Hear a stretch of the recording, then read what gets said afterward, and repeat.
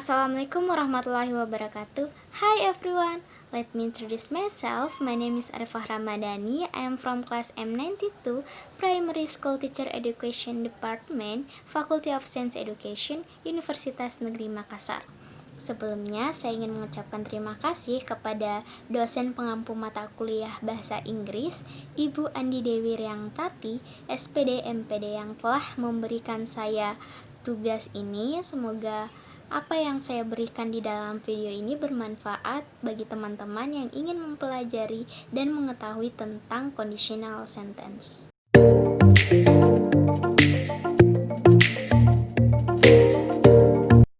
So, in this video, I want to explain about conditional sentence. But wait, before that, I want to asking to you, do you know what is conditional sentence? Or do you know when we can use the conditional sentence? What? You don't know? Okay, if you want to know about conditional sentence, keep watching this video.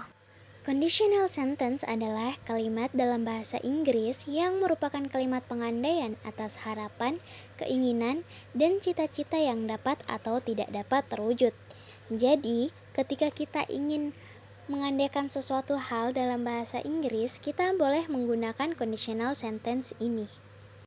Conditional sentence ini biasanya digunakan sebagai kalimat pengandaian terhadap sesuatu yang telah terjadi atau yang akan terjadi. Contohnya adalah, jika saya bangun lebih awal, maka saya tidak akan datang terlambat ke sekolah.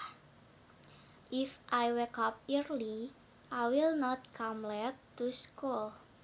Conditional sentence terbagi menjadi dua bagian, yaitu main clause yang merupakan induk dari sebuah kalimat dan if clause yang merupakan anak kalimat yang mengandung pengandaian. There are 4 types of conditional sentence. The first one is conditional sentence type 0. The second one is conditional sentence type 1. Third, conditional sentence type 2. And fourth, conditional sentence type 3.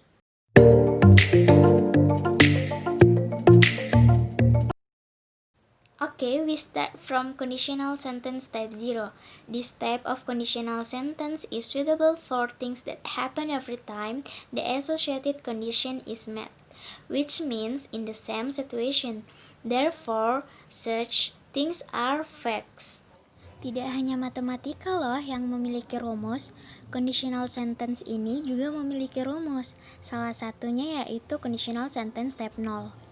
Rumusnya bisa kita lihat pada gambar, yaitu pada if clause kita menggunakan if plus infinitive verb 1, dan pada main clause kita menggunakan infinitive atau verb 1. Contohnya, if you had butters, it melts.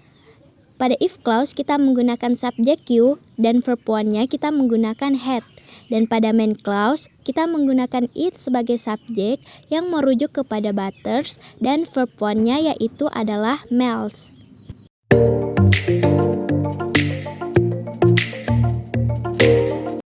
Conditional sentence type 1. Conditional sentence type 1 ini merupakan sebuah kalimat pengandaian yang kemungkinan terjadinya itu besar.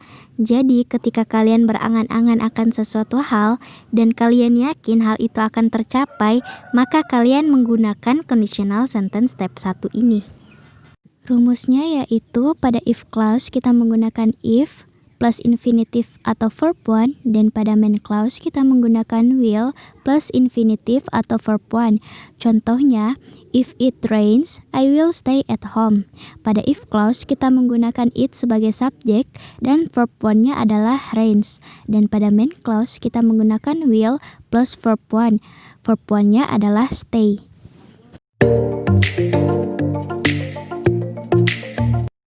Conditional sentence type 2. Conditional sentence tipe 2 ini digunakan untuk kalimat pengandaian yang kemungkinan terjadinya sangat kecil atau bahkan mustahil terjadi. Biasanya, conditional sentence tipe 2 ini digunakan ketika kita ingin berangan-angan atau berandai-andai akan sesuatu hal. Rumusnya ialah pada if clause menggunakan if plus verb to dan pada main clause menggunakan would plus verb want. Contohnya, if I had $1 billion, I would buy a villa for myself. Remember guys, conditional sentence tipe 2 ini menggunakan would di bagian main clause, sedangkan conditional sentence tipe 1 menggunakan will di bagian main clause-nya.